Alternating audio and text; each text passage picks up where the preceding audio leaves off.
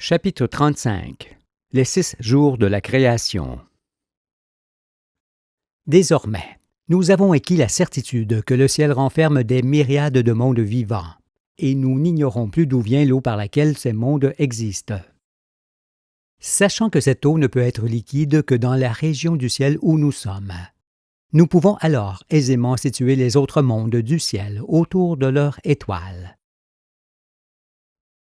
Il faut aussi savoir que, pendant le chambardement, l'étoile nouvelle s'éloigne de sa mère et se positionne dans le lointain, vis-à-vis d'elle.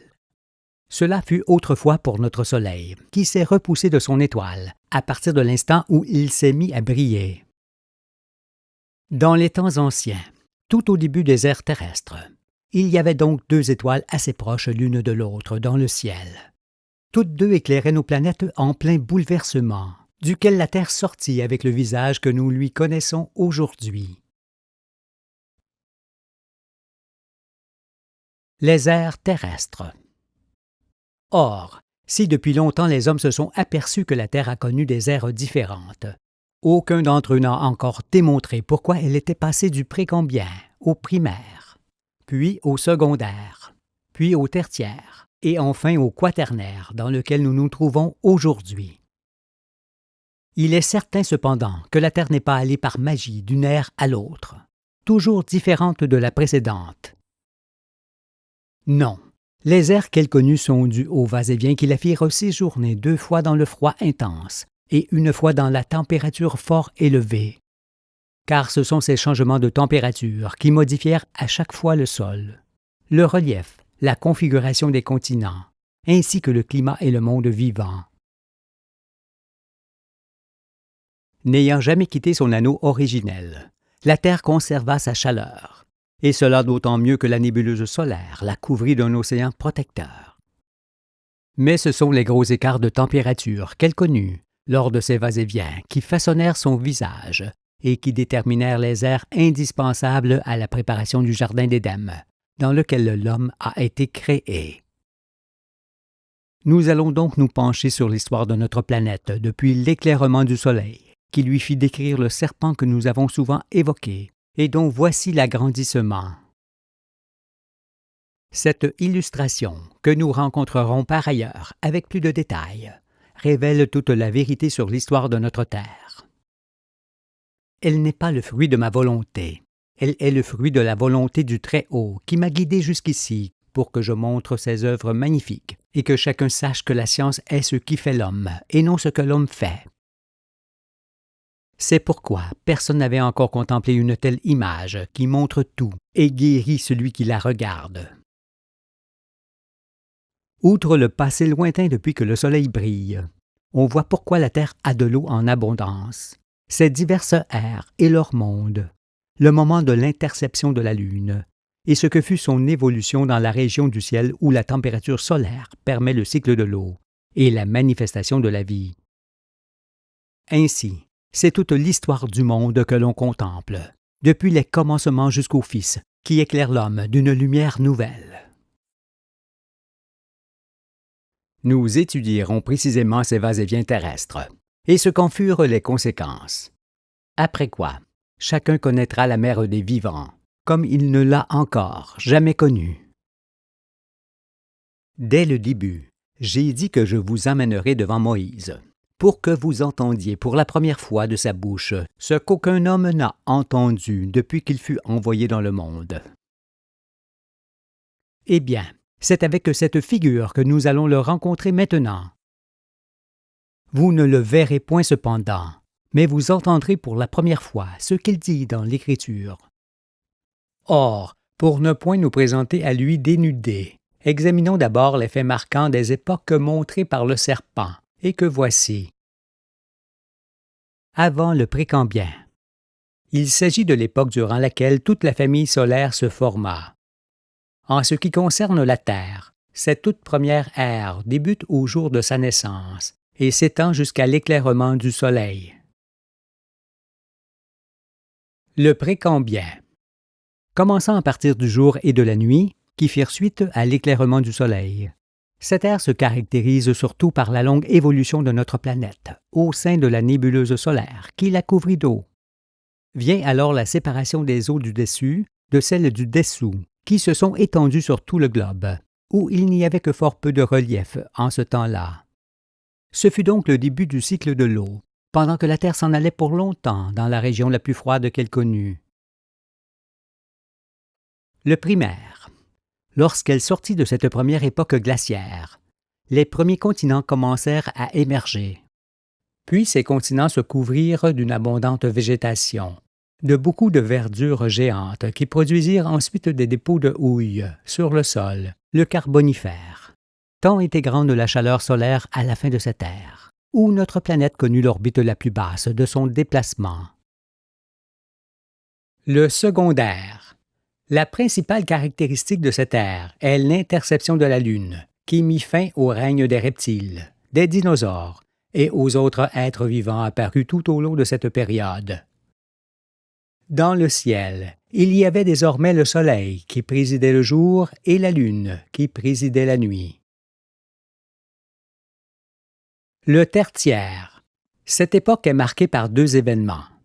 Le premier fut la formation des chaînes montagneuses abruptes qui se produisit pendant cette longue et dernière période de refroidissement. Le second fut la diversification des oiseaux et des mammifères qui, par leur présence, annonçaient et préparaient la venue imminente des hommes. Le quaternaire, période actuelle, très courte par rapport aux précédentes, parce qu'elle commença à partir de la stabilisation de la Terre dans la région du ciel où nous nous trouvons.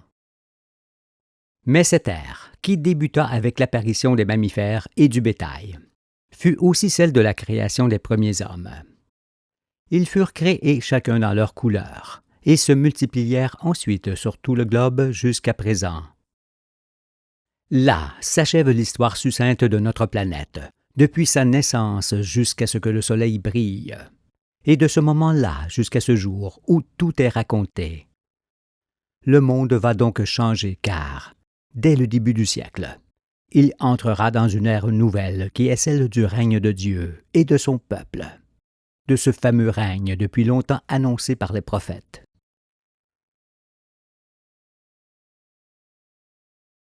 Les 6 jours et le 7e jour. En sachant que les corps fluctuent, surtout en fonction de la température, on comprend que toute datation se faisant à partir d'eux n'est qu'une fantaisie et non la réalité. Abstenons-nous alors de ce genre de mesure et de toute autre méthode de datation se faisant avec la matière. En ce qui concerne l'évaluation de la durée des airs, tenons-nous-en plutôt aux forces concernées, aux inerties et aux distances du Soleil que nous avons déjà évoquées. Puisque dans l'espace la Terre n'offrait qu'un disque infime au souffle de l'explosion atmosphérique du Soleil, on peut estimer que la force reçue ne fut pas si grande, et que 40 000 révolutions furent approximativement la durée du précambien, 50 000 celle du primaire, 60 000 celle du secondaire, 35 000 celle du tertiaire, et 12 000 celle du quaternaire qui commence depuis sa stabilisation. En additionnant ces durées présumées, mais probables, on voit que le Soleil ne brille que depuis 197 000 révolutions. Bien que ce soit approximatif, nous sommes cependant fort proches de la réalité. Pour s'en convaincre, il suffit de procéder dans l'autre sens, c'est-à-dire que si on remonte le serpent à partir de la croissance démographique et de la dernière grande époque glaciaire qui fit plisser les montagnes, on parvient à des estimations de durée semblables. Mais mieux vaut s'abstenir de toute mesure de temps, car quelle était la durée d'une année, une révolution, lorsque la Terre était en orbite basse et en orbite haute? Nous ne le savons pas. C'est pourquoi, en ce qui concerne les aires terrestres, les aires géologiques, il ne faut pas raisonner en années, mais en jours célestes. On dit, de la naissance à l'éclairement du Soleil, ce fut un jour céleste. Le précambien fut un autre jour, le primaire également, et ainsi de suite pour toutes les ères. Alors nous resterons avec Moïse dans ce qui est effectivement vrai, car voici comment l'enseignement du Fils est conforme aux Écritures, et comment sa parole est confirmée par Moïse. Ainsi, vous saurez enfin que Dieu existe, et que ces deux témoins sont les seuls hommes que le monde doit suivre pour son salut. En ce qui concerne la création du monde, Moïse écrit dans la Genèse: « Au commencement, Dieu créa les cieux et la terre, toute la famille solaire. La terre était informe et vide, il y avait des ténèbres à la surface de l'abîme, et l'Esprit de Dieu se mouvait au-dessus des eaux. Dieu dit: « Que la lumière soit, et la lumière fut, l'éclairement du soleil. Dieu vit que la lumière était bonne, et Dieu sépara la lumière d'avec les ténèbres. Dieu appela la lumière jour, et appela les ténèbres nuit, commencement du jour et de la nuit avec l'éclairement du soleil. Ainsi, il y eut un soir, et il y eut un matin. Ce fut le premier jour, avant le précambien. Dieu dit qu'il y ait une étendue entre les eaux, et qu'elle sépare les eaux d'avec les eaux, commencement de l'étendue d'eau sur la terre, qui la sépara de la couronne qui s'en allait doucement. Et Dieu fit l'étendue, et il sépara les eaux qui sont au-dessous de l'étendue, sur le sol, d'avec les eaux qui sont au-dessus de l'étendue, la couronne. Et cela fut ainsi. Dieu appela l'étendue ciel. Ainsi, il y eut un soir, et il y eut un matin. Ce fut le deuxième jour, le précambien. Dieu dit que les eaux qui sont au-dessous du ciel, sur le sol, se rassemblent en un seul lieu, et que le sec paraisse, l'émergence des continents engendrant le creusement des bassins. Et cela fut ainsi. Dieu appela le sec terre, et il appela l'amas des eaux mer. Dieu vit que cela était bon. Puis Dieu dit que la terre produise de la verdure, de l'herbe portant de la semence, des arbres fruitiers donnant du fruit selon leur espèce, et ayant en eux leur semence sur la terre. Et cela fut ainsi. La terre produisit de la verdure, de l'herbe portant de la semence selon son espèce, et des arbres donnant du fruit et ayant en eux leur semence selon leur espèce. Dieu vit que cela était bon. Ainsi, il y eut un soir, et il y eut un matin. Ce fut le troisième jour, le primaire. Dieu dit qu'il y ait des luminaires dans l'étendue du ciel, pour séparer le jour d'avec la nuit, que ce soit des signes pour marquer les époques, les jours et les années, et qu'ils servent de luminaires dans l'étendue du ciel, pour éclairer la terre. Et cela fut ainsi. Dieu fit les deux luminaires, le plus grand luminaire pour présider au jour, le soleil, et le plus petit luminaire pour présider à la nuit, la lune. Il fit aussi les étoiles.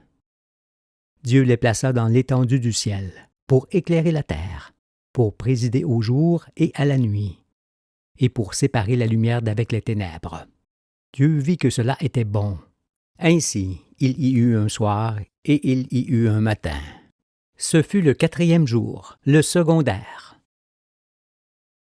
Dieu dit que les eaux produisent en abondance des animaux vivants, et que des oiseaux volent sur la terre vers l'étendue du ciel. Dieu créa les grands poissons et tous les animaux vivants qui se meuvent, et que les eaux produisent en abondance selon leur espèce. Il créa aussi tout oiseau ailé selon son espèce. Dieu vit que cela était bon. Dieu les bénit en disant: « Soyez féconds, multipliez, et remplissez les eaux des mers, et que les oiseaux multiplient sur la terre. » Ainsi, il y eut un soir, et il y eut un matin. Ce fut le cinquième jour, le tertiaire.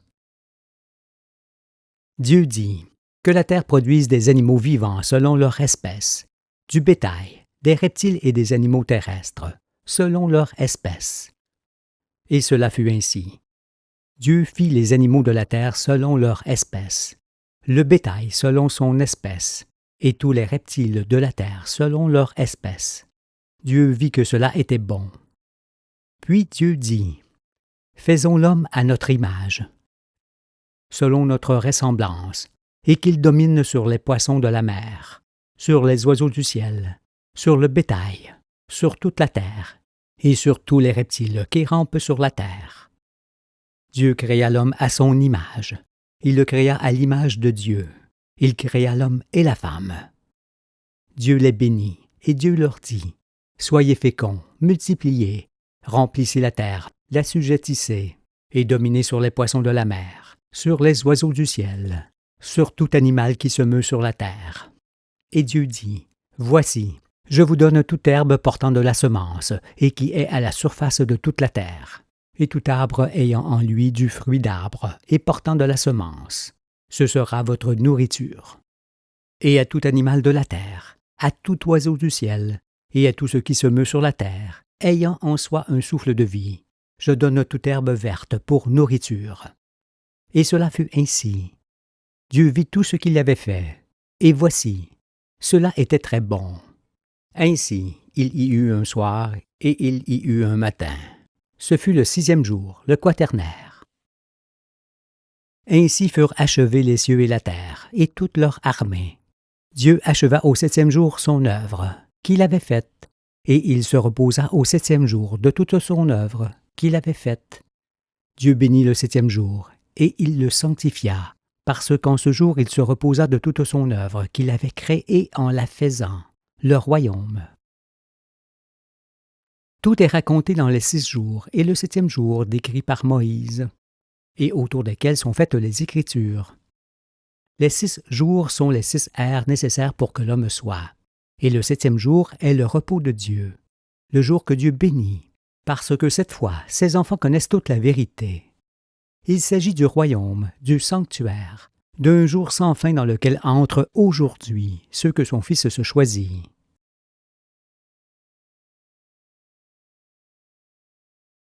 Le témoignage des Écritures. Maintenant vous croyez, parce que vous voyez que Moïse d'abord et le Fils de l'homme ensuite sont véritablement ensemble sur la montagne de l'Éternel. Lorsqu'on regarde la figure de l'évolution de la terre, ne voit-on pas un serpent? Dès le début du livre, j'ai parlé de ce serpent, de ce fameux serpent qui redevient une verge dans la main de Moïse, avec laquelle il frappe la terre de sa parole. Je vous le dis, Moïse savait lui aussi ce qu'il en était de l'histoire du monde, car Dieu l'éclaira comme il m'a éclairé. Il connaissait les airs et les écrivit pour qu'elles servent de témoignage, lorsque je les démontrerai au monde entier. Jusqu'à Jean, il y eut Moïse, sa table et sa plume. Cet homme sans lequel le monde humain n'aurait pu parvenir jusqu'à ce jour, où je vous prends de sa main pour vous amener dans le royaume. Mais parce que dans le désert, les hommes parlèrent contre Dieu et contre Moïse, l'Éternel dit à Moïse, « Fais-toi un serpent brûlant, et place-le sur une perche. Quiconque aura été mordu et le regardera, conservera la vie. » Moïse fit un serpent d'airain, et le plaça sur une perche, et quiconque avait été mordu par un serpent et regardait le serpent d'airain, conservait la vie.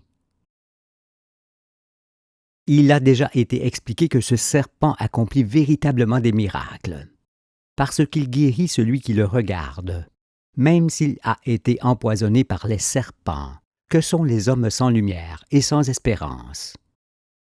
Le serpent le guérit et lui conserve la vie, parce qu'il lui montre les origines et la destinée de chacun. Il lui montre aussi comment il doit se conduire avec la loi de Moïse, pour garder son âme vivante et prendre part au royaume dans les mondes à venir. Mais nous ne sommes plus au temps des figures allégoriques, car ce temps-là, propre au désert, est désormais achevé. Nous sommes au temps où l'homme finit sa traversée du désert et entre de plein pied dans la vérité, au temps où il ouvre les yeux pour voir le réel tel qu'il est, et s'allier au monde des anges qui peuplent la grande roue. Mais si vous ne croyez pas aux évidences, vous ne subsisterez pas, car c'est pour vous garder en vie que nous sommes envoyés devant vous. Jésus dit, « Et comme Moïse éleva le serpent, la figure des 7 jours, dans le désert, il faut de même que le Fils de l'homme soit élevé, afin que quiconque croit en lui ait la vie éternelle. » Moïse a en effet élevé ce serpent au ciel, mais vous ne l'avez point vu. Pourtant, tout est révélé dans les 6 jours, suivi du 7e jour qui est le jour où Dieu se repose de son œuvre. Car cette fois, connaissant la vérité, les hommes cesseront de détruire la terre et de s'entretuer comme ils le font sans la connaissance. À vous donc de comprendre ce que signifie élever le serpent dans le désert, ainsi que l'analogie qui est faite avec le Fils de l'homme. attestant par sa connaissance l'œuvre de Moïse, de celui qui a la même vision des temps. C'est avec ce que nous montrons que vous choisissez votre destinée, car ou vous comprenez ce que nous disons, ou vous ne le comprenez pas. Mais fini le temps de feindre, fini le temps de l'hypocrisie.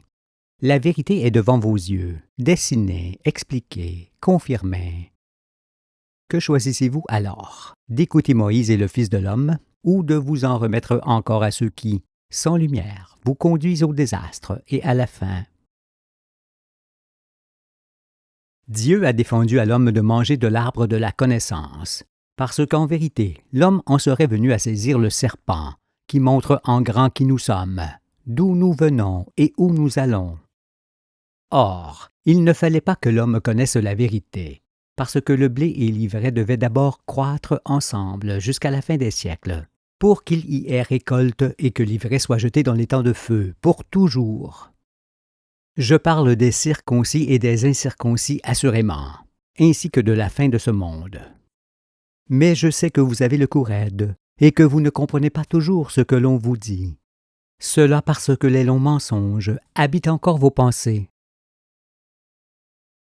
Mais maintenant, vous entendez pourquoi Dieu dit à l'homme que le jour où ses yeux s'ouvriront, il mourra.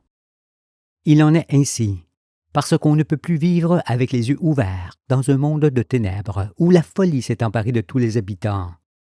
On meurt, parce qu'avec la connaissance, on ne peut plus aller comme on le faisait en étant ignorant. C'est pourquoi ce fameux serpent, qui parle mieux qu'une bouche, dit à la femme « Vous ne mourrez point, car vous serez comme des dieux, connaissant le bien et le mal. » N'est-ce point ce qu'il vous dit, femme, au terme des 6 jours? Vous ne rendrez pas l'âme assurément, et vous continuerez de respirer. Mais je vous le dis, avec les yeux ouverts, plus rien ne sera pareil. Ne soyez donc pas craintive, parce que la connaissance vous remplira peu à peu d'une joie nouvelle, et fera s'enfuir l'iniquité de devant vos pieds,